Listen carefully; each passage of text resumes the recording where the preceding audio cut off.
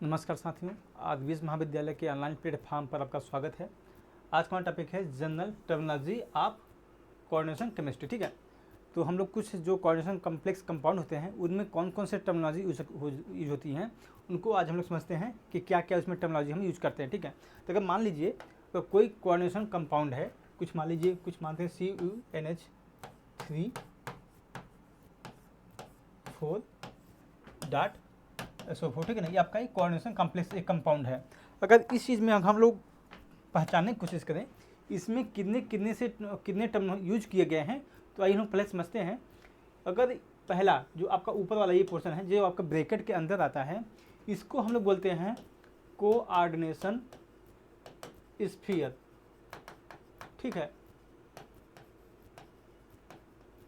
ये आपका हुआ कोऑर्डिनेशन स्फीयर। इसके जो बाहर है इसको हम लोग बोलते हैं आयोनाइजेशन स्फीयर। ठीक है, या फिर इसको हम लोग बोल देते हैं आउटर स्फीयर। ठीक है, ये भी हो सकती है, मतलब कि जो घेरे के बाहर है वो पोर्शन आपका हुआ, इसको हम लोग बोलते हैं जो कोऑर्डिनेशन स्फीयर है, इसको हम लोग बोल देते हैं कभी कभी। ठीक है, इसको इनर स्फीयर भी बोलते हैं। ठीक है, ये आपकी जो ब्रैकेट के अंदर है उसको हम लोग इनर स्फीयर भी बोलते हैं, जो ब्रैकेट के बाहर है उसको आउटर स्फीयर भी बोलते हैं, और जो आपका ब्रैकेट के अंदर है उसको हम कोऑर्डिनेशन स्फीयर भी बोलते हैं। ठीक है ना, इस प्रकार से इसको हम लोग समझ सकते हैं कौन सा क्या किसे क्या बोलते हैं। ठीक है, अब देखते हैं इसमें क्या है। अब अगर हम लोग एमीन जो कंपाउंड आपका है अमोनिया का NH3, ठीक है, इससे हम लोग बोलते हैं लिगेंड, ये आपका लिगेंड है।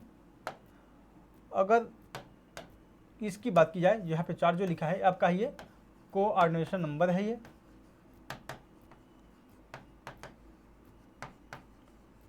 ठीक है, अगर मान लीजिए इस केस में तो फिलहाल अभी नहीं लिखा है यहाँ पे कुछ, यहाँ पे कभी कभी कुछ मालिक्यूल में यहाँ पे +2 +3 कुछ लिखे होते हैं। ठीक है ना, तो ये जो कंपाउंड होता है नॉर्मली अगर आपका मालिक्यूल जो लिगेंड है अगर न्यूट्रल है वो, ठीक है, तो उस केस में जो आपका यहाँ पे जो लिखा होगा वही आपका सेंट्रल मेटल आयन का कोऑर्डिनेशन और ऑक्सीडेशन स्टेट हो जाता है। ठीक है ना, तो फिलहाल ये समझिए आपका ये ऑक्सीडेशन नंबर होता है अगर जब आपका ये लिगेंड होगा वो न्यूट्रल अगर रहेगा तब उस केस के लिए। ठीक है ना, अदरवाइज जब आपको पूरा सेंट्रल मेटल आयन का ऑक्सीडेशन नंबर निकालना होता है। ठीक है, तो फिलहाल उसको हम समझ लेंगे बाद में कैसे किसी कॉम्प्लेक्स आयन का ऑक्सीडेशन स्टेट हम लोग निकालते हैं। ठीक है, तो हम लोग समझते हैं पहले कि इन टर्मिनोलॉजी को हम लोग कैसे कैसे डिफाइन कर सकते हैं। ठीक है ना, तो हम लोग पहले देखते हैं कोऑर्डिनेशन कॉम्प्लेक्स और कॉम्प्लेक्स आयन। ठीक है, तो क्या हम डिफाइन कर सकते हैं इसको, देखिए आइए। A coordination complex is compound formed by the combination of 2 or more stable chemical species and retain its structure in solid and liquid state। ठीक है, तो यहाँ क्या बात की जा रही है कि जो कोऑर्डिनेशन कॉम्प्लेक्स होते हैं 2 या 2 से ज़्यादा केमिकल स्पीसीज होती हैं वो कंबाइन करते हैं। जब वो कंबाइन करते हैं तो जो आपका कॉम्प्लेक्स आयन बनता है वो ज़्यादा स्टेबल रहता है। ठीक है ना, तो यहाँ पे आपका कॉम्प्लेक्स आयन बन गया। ठीक है, अब क्या होता है उस कॉम्प्लेक्स आयन को हम लोग सॉलिड स्टेट में या फिर लिक्विड स्टेट में जब हम डिजॉल्व करते हैं, सॉलिड स्टेट में जो इसकी प्रॉपर्टी है, ठीक है ना, सॉलिड स्टेट में जो हमने कॉम्प्लेक्स आयन प्राप्त किया उसकी प्रॉपर्टी, और उसी कॉम्प्लेक्स को हम जब डिजॉल्व करते हैं वाटर में तो उसकी प्रॉपर्टी दोनों रिटेन हो जाती है। ठीक है ना, रिटेन मतलब कि दोनों प्रॉपर्टी अगर जो भी उसकी प्रॉपर्टी जिसके गुण है उसके सॉलिड स्टेट में वही गुण उसके लिक्विड अवस्था में या फिर सॉल्यूशन में भी वही रहेंगे। ठीक है ना, a water soluble compound some time contain a complex ion. ठीक है, कुछ कॉम्प्लेक्स आयन ऐसे होते हैं जो अगर पानी में डिजॉल्व हो जाते हैं तो वो अपना कॉम्प्लेक्स आयन भी अपने पास रखते हैं। ठीक है, तो यहाँ पर यही बात की जा रही है कि जो कोऑर्डिनेशन कॉम्प्लेक्स होंगे उसको बात की जाए कि पहली बात क्या होगी, ये 2 या 2 से ज़्यादा केमिकल स्पीसीज होंगे, वो अपने आप में कंबाइन करेंगे। जब कंबाइन करते हैं तो ज़्यादा स्टेबल एक कॉम्प्लेक्स बनाते हैं जिससे हम लोग बोलते हैं कॉम्प्लेक्स आयन बोल सकते हैं। ठीक है ना, उसको अब एक जो कॉम्प्लेक्स आयन होते हैं ये जब हम वाटर में अगर सॉल्युबल हो जाते हैं, ठीक है ना, तो हो सकता है कभी कभी ये कॉम्प्लेक्स आयन के फॉर्म में कुछ कम अपने आप को डिसोसिएट भी कर लेते हैं थोड़ा बहुत। ठीक है ना, तो यहाँ पे ही बात की जाती है कि जो वाटर में सॉल्युबल कंपाउंड होते हैं वो अपने के कॉम्प्लेक्स आयन भी कभी कभी फॉर्म करते हैं। 10 copper tetraammino copper second sulphate contain the complex ion CuNH3 4। ठीक है, तब देखिए एक चीज़ यहाँ पे देखिए, कॉम्प्लेक्स आयन की यहाँ बात की जा रही है, तो कॉम्प्लेक्स आयन हम लोग देख रहे हैं आपका जो कॉपर टेट्राएमिनो कॉपर सेकेंड जो है वहाँ तक कहने का मतलब है कि जो आपका घेरे में जो भी है, ठीक है ना, यहाँ से यहाँ तक का, इसको हम लोग बोल रहे हैं कॉम्प्लेक्स आयन, ठीक है। जबकि SO4 को हम लोग इसमें काउंट नहीं कर रहे हैं। तो अगर देखेंगे tetraammine copper second sulphate contain the complex ion CuNH3 2+, ठीक है ना। तो यहाँ पे एक चीज़ देख लीजिए कि जो आपके कोऑर्डिनेशन स्फीयर के जो बाहर कंपाउंड है उसको हम लोग कॉम्प्लेक्स आयन में काउंट नहीं करते हैं, ठीक है ना। While KAgCN2 the complex ion is AgCN, ठीक है। तो यहाँ पे देख लीजिए कहने क्या मतलब है कि ये भी देखेंगे आप, ये आपका कोऑर्डिनेशन स्फीयर के बाहर है, तो ये भी आपको इसमें हम कॉम्प्लेक्स आयन में काउंट नहीं करते, ठीक है ना। तो सिंपल सी बात की जाए, अगर जो भी कंपाउंड आपके ब्रैकेट में है, ठीक है ना, वही आपके कॉम्प्लेक्स आयन होंगे, ठीक है। तो यहाँ पे इस चीज़ को समझ लीजिए बहुत अच्छे से। अब हम लोग देखते हैं कोऑर्डिनेशन कंपाउंड हैव 2 यूनिट, तो दोनों यूनिट हम लोग देख लेते हैं कौन कौन सी यूनिट उसकी होती है। कोऑर्डिनेशन स्फीयर पहली इसकी होती है, और हमने इसके बाद आपका सेकंड आता है आयोनाइजेशन स्फीयर, ठीक है। तो उसको देखते हैं, हाँ देखेंगे। पहले देखते हैं हम लोग कोऑर्डिनेशन स्फीयर क्या होता है। Unit of the complex compound having coordinate bond that is the central metal atom or ion bonded with the molecule or ion coordinated to it make the coordination sphere, ठीक है। अब यहाँ पे क्या बात की जा रही है, जो सेंट्रल मेटल आयन होगा, ठीक है ना, जो सेंट्रल मेटल आयन है, ठीक है, ये आपका मान लीजिए कोई मेटल आयन है, ये आपका ये मेटल आयन जब कोऑर्डिनेट बॉन्ड के द्वारा, ठीक है, मान लीजिए कोऑर्डिनेट बॉन्ड के द्वारा आपका कोऑर्डिनेशन बॉन्ड कुछ इस तरह बनता है ना, जब आपका लोन पेयर इलेक्ट्रॉन जो होता है किसी मेटल के द्वारा डोनेट किया जाता है मेटल आयन को, तो वहाँ पे आपका कोऑर्डिनेट बॉन्ड बनता है, ठीक है ना। तो यहाँ पे बात की जाए, आपका कोई यहाँ पे एटम में मॉलिक्यूल है, मान लीजिए हम L से डिनोट कर रहे हैं, ठीक है। तो यहाँ पे बताया जा रहा है कि जब मेटल आयन को किसी भी मॉलिक्यूल के द्वारा जब हम लोन पेयर ऑफ इलेक्ट्रॉन को डोनेट करते हैं, तो वहाँ पे आपको जो कोऑर्डिनेट बॉन्ड बन रहा है, तो उसी को हम लोग बोलते हैं, उसी और जो मेटल है और जो हमें लोन पेयर इलेक्ट्रॉन दे रहा है, जिसके द्वारा हमें कोऑर्डिनेट बॉन्ड बन रहा है, उन दोनों को ही हम लोग बोलते हैं कॉम्प्लेक्स या फिर कोऑर्डिनेशन स्फीयर बोलते हैं, ठीक है ना। तो यहाँ पे देख सकते हैं, अगर यहाँ बात की जाए, अगर मान लीजिए दो अगर मॉलिक्यूल हैं इस प्रकार से बन रहे हैं, ठीक है ना, तो हम लोग इसी को बोलेंगे कि आपके ये कोऑर्डिनेशन स्फीयर है, ठीक है ना। तो यहाँ पे इसी बताया जा रहा है, आप लोग देख सकते हैं, ठीक है। ये आपका सेंट्रल मेटल आयन है, ठीक है, आपका ये लिगेंड है, ठीक है। तो ये आप यहाँ देखेंगे कि इस ब्रैकेट के अंदर जो भी मॉलिक्यूल हैं आपके, उसे हम लोग बोलते हैं कोऑर्डिनेशन स्फीयर, ठीक है। तो एक चीज़ याद यहाँ पे है कि यहाँ पे केवल आपका मेटल आयन है, ठीक है, और आपका लिगेंड है केवल, ठीक है। तो यहाँ पे जो लिगेंड मेटल आयन है, इन दोनों के बीच में ही कोऑर्डिनेट बॉन्ड बन रहा है, जिसकी वजह से इसको बोला जा रहा है कोऑर्डिनेशन स्फीयर, ठीक है ना। यहाँ पे यही चीज़ बोला भी जा रहा है कि unit of the complex compound having coordinate bond, ठीक है ना। यहाँ पे जो कोऑर्डिनेट बॉन्ड रखता है, जो मेटल और लिगेंड के बीच में जो हम बात कर रहे हैं, तो उनके बीच में जब हम कोऑर्डिनेट बॉन्ड के द्वारा जो कोई कॉम्प्लेक्स कंपाउंड फॉर्म किया जा रहा है, और उन्हीं को हम लोग कुल बोल रहे हैं कोऑर्डिनेशन स्फीयर, ठीक है। तो अगर इस चीज़ को समझना चाहें सिंपल वे में, कोई भी मॉलिक्यूल अगर दिया है, अगर आपका जो ब्रैकेट के अंदर है आपका, वही आपका कोऑर्डिनेशन स्फीयर होगा, ठीक है ना। यहाँ पे आप देख सकते हैं, अगर ऑक्सीडेशन स्टेट भी यहाँ पे आपको हम बता दें कैसे कैसे निकालते हैं।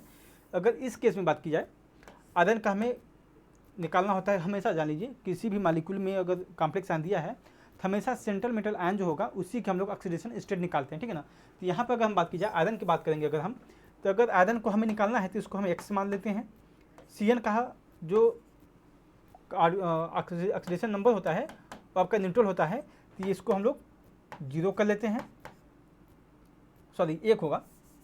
इसका जो ऑक्सीडेशन नंबर होता है वो +1 होता है, ठीक है। और आपका जो -4 है वो आपका बराबर कर देते हैं, ठीक है ना। इस प्रकार से इसको हम लोग कर देते हैं। और इसका इसका जो Cn का जो होता है ना ऑक्सीडेशन नंबर, वो आपका होता है +1 होता है, ठीक है। और इस प्रकार से देखेंगे तो, और ऐसे नहीं, यहाँ पे हम लोग समझ लीजिए पहले X मान लेते हैं मेटल आयन का, ठीक है। उसके बाद यहाँ पे आपका कितने नंबर ऑफ लिगेंड हैं, 6 हैं। और एक लिगेंड आयन की जो ऑक्सीडेशन नंबर होता है वो आपका है -1, ठीक है। तो ये आपका हुआ इसके केस के लिए। अब हम देखते हैं जो 4 माइनस है, इसको हम लोग बराबर कर देते हैं, ठीक है, -4 कर देंगे, ठीक है। तो अब यहाँ पे निकालेंगे X, ये आपका है मेटल का, तब 6 × -1, तो आपका -6 हो जाएगा, ठीक है, बराबर -4 आपका ही है। तो जब ये आपका बाहर जाएगा, उस साइड जाएगा, तो आपका हो जाएगा 4 - 6, ठीक है, -4 + 6 हो जाएगा, तो आपका आ जाएगा 2, ठीक है। तो यहाँ पे अगर जो आपका ऑक्सीडेशन स्टेट बनता है आयरन का, वो यहाँ पे +2 बनता है। तो ये चीज़ धीरे धीरे समझते चलेंगे तो ज़्यादा बेटर होगा, ठीक है। तो यहाँ पे देख सकते हैं when writing formula of coordination compound the coordination is shown in inside the square bracket, ठीक है। तो सिंपल सी बात कीजिए, कोई आपका कॉम्प्लेक्स दिया है, कोई भी कॉम्प्लेक्स दिया है, अगर वो आपके ब्रैकेट में है, ठीक है, तो आपका वो कोऑर्डिनेशन स्फीयर हुआ। अब देख लेते हैं आयोनाइजेशन स्फीयर क्या होता है। It is the unit of complex compound which gets ionized after dissolving in suitable solvent, ठीक है। तब ये क्या बात की जा रही है कि यहाँ पे अगर मान लीजिए कि इसे हमने कोई कोऑर्डिनेशन कंपाउंड लिया, अगर हम कोई सुटेबल सॉल्वेंट है उसमें अगर हम डिजॉल्व कर रहे हैं कॉम्प्लेक्स को, जो आयोनाइजेशन स्फीयर होगा उसमें डिजॉल्व हो जाता है, ठीक है ना। तो इस प्रकार से हम बोल सकते हैं जो डिजॉल्व हुआ है उसी को हम लोग बोलेंगे ionization sphere. When writing the formula of compound it's shown outside the square bracket, ठीक है। जैसे हम लोगों ने देखा था इस केस में कॉपर NH3 था, ठीक है ना। यहाँ पे क्या बोला जाता है, जो कोऑर्डिनेशन जो आयोनाइजेशन स्फीयर होगा वो जो ब्रैकेट होगा उसके बाहर लिखा जाता है, ठीक है ना। हम लोगों ने देखा था यहाँ पे SO4 लिखा था, तो यहाँ पे बोल सकते हैं जो आपका SO4 है, ये कंपाउंड जो आपका है, ये आपका आयोनाइजेशन स्फीयर है, ठीक है ना। तो यहाँ देख सकते हैं फॉर एग्जाम्पल COEN आपका यह है इथाइलिन डाइमीन है, ठीक है ना। ये चीज़ जो लिखा है EN का मतलब होता है इथाइलिन डाइमीन। आपका Cl3, ठीक है, आपका जो Cl3 यहाँ पे है कोऑर्डिनेशन स्फीयर के बाहर है, तो आपका ये आयोनाइजेशन स्फीयर हुआ। इस केस में आपका जो होगा कोऑर्डिनेशन स्फीयर के बाहर कौन पोटेशियम है, तो यहाँ आपका पोटेशियम आपका आयोनाइजेशन स्फीयर हुआ, ठीक है ना। तो ये हो गई आपकी। अब देख लेते हैं सेंट्रल मेटल आयन क्या होता है। The complex compound comprises of acceptor species and receiver species, ठीक है। यहाँ जैसे हम लोग पता है कि जो कोऑर्डिनेशन कॉम्प्लेक्स होता है सेंट्रल मेटल आयन क्या करता है, वो आपको इलेक्ट्रॉन एक्सेप्ट करता है, ठीक है ना। जबकि लिगेंड जो होते हैं सेंट्रल मेटल आयन को इलेक्ट्रॉन देते हैं। यहाँ पे ही बात की जा रही है कि जो कॉम्प्लेक्स आयन होते हैं वो एक्सेप्टर स्पीसीज से और रिसीवर स्पीसीज से बने होते हैं, ठीक है ना। The central metal atom or cation, आपका जो मेटल आयन होता है वो हमेशा केटायन ही होता है। जो लिगेंड होते हैं आपके वो न्यूट्रल होंगे या फिर निगेटिवली चार्ज कंपाउंड होते मेटल मालिक्यूल होते हैं, ठीक है ना। तो यहाँ ही बात की जा रही है कि the central metal atom or cation receive the lone pair of electron and thus behave like Lewis acid, ठीक है। तो यहाँ पे एक चीज़ हमें नया टर्मिनोलॉजी मिली। लुईस एसिड क्या होते हैं कि वो लुईस एसिड वो होते हैं जो लोन पेयर ऑफ इलेक्ट्रॉन को रिसीव करते हैं, उससे हम लोग बोलते हैं लुईस एसिड, ठीक है। The central metal atom or cation to which molecule or ion are attached is called central ion, ठीक है। यही बात की जा रही है कि जो आपका जो सेंट्रल मेटल आयन है जो इससे अटैच रहेंगे, जिन्हें मॉलिक्यूल रहेंगे जिसके द्वारा वो अटैच कंपाउंड होता है उसे हम लोग सेंट्रल मेटल आयन बोलते हैं, ठीक है ना। यहाँ बात की जाएगा जैसे आपका मेटल आयन आपका प्लस है, इसके द्वारा कोई भी कंपाउंड जब अटैच है, ठीक है, तो यहाँ देख रहे हैं ये आपके जितने भी कंपाउंड इससे अटैच हो रहे हैं तो ये आपके तो लिगेंड हुए, ठीक है ना, इस वाले ये आपसे लिगेंड हो गए। लेकिन ये लिगेंड से जो भी मेटल जो अटैच है उसे हम लोग बोलते हैं सेंट्रल मेटल आयन, ठीक है।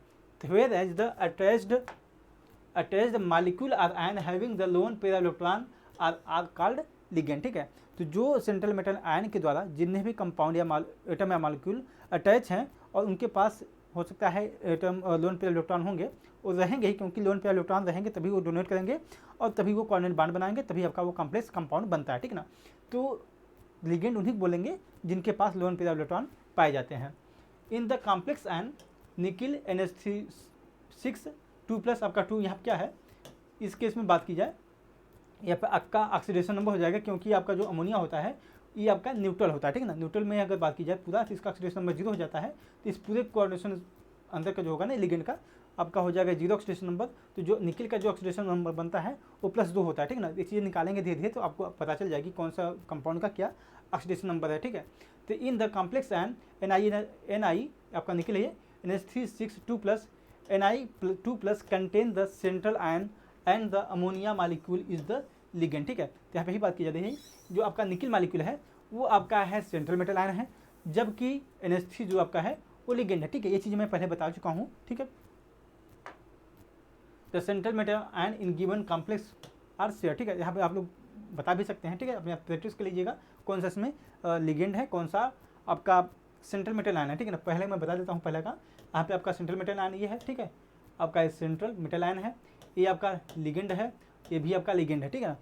यहाँ पे ये भी आपका सेंट्रल मेटल आयन है, आपका ये भी लिगेंड है और आपका ये भी लिगेंड है, ठीक है ना। ये चीज़ें हम लोग पता होनी चाहिए। ये आपका फिलहाल यहाँ पे ब्रैकेट छूट गया है, ये आपका यहीं तक है, ठीक है ना, ये आपकी ब्रैकेट छूट गया है। तो ये आपका आयोनाइजेशन स्फीयर का पार्ट है ना, Cl3 जो है वो आयोनाइजेशन स्फीयर का पार्ट है, ठीक है।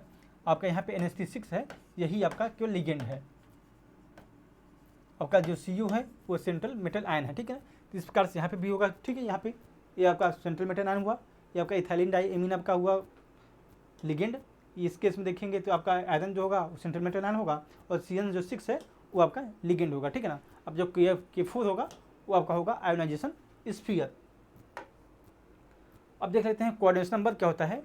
Total number of ligand donor atom to which central metal atom are is bonded is called the coordination number of metal ion, ठीक है। तो यहाँ बताया जा रहा है कि जो सेंट्रल मेटल आयन है उससे कितने मालिक्यूल या फिर एटम अटैच हैं। सिंपल से ही बात की जाए कि जो कितने मालिक्यूल जो सेंट्रल मेटल आयन से अटैच होंगे वही आपका कोऑर्डिनेशन नंबर होगा। अगर इन यहाँ पे केस में बात की जाए, ठीक है, इस केस में बात की जाए तो यहाँ पे देखेंगे 6 Cn अटैच हैं, ठीक है ना। सेंट्रल मेटल आपका ये हुआ, 6 यहाँ पे अटैच हैं, तो यहाँ पे इसका कोऑर्डिनेशन नंबर 6 हुआ, ठीक है ना। यहाँ पे देखेंगे अगर En है, इथाइलिन डाइमीन है, तो यहाँ पे 3 अटैच हैं, लेकिन जो आपका इथाइलिन डाइमीन होता है वो बाइडेंटेंट होता है, ठीक ना, बाइडेंटेंट लिगेंड होता है, जिसकी वजह से ये 2 loan pair of electron donate करता है, तो ये इसके भी कोऑर्डिनेशन नंबर 6 होता है। यहाँ पे आपका 6 तो है ही है, यहाँ पे आपका, ठीक है, यहाँ पे 5 यहाँ से है, 1 यहाँ से, ये भी आपका 6 कोऑर्डिनेशन नंबर यहाँ पे है, ठीक है ना। तो ये चीज़ें यहाँ पे वही बात की जाती है, ठीक है। आपका यहाँ पे K4Fe6, यहाँ पे आपका लिगेंड कोऑर्डिनेशन नंबर 6 हुए।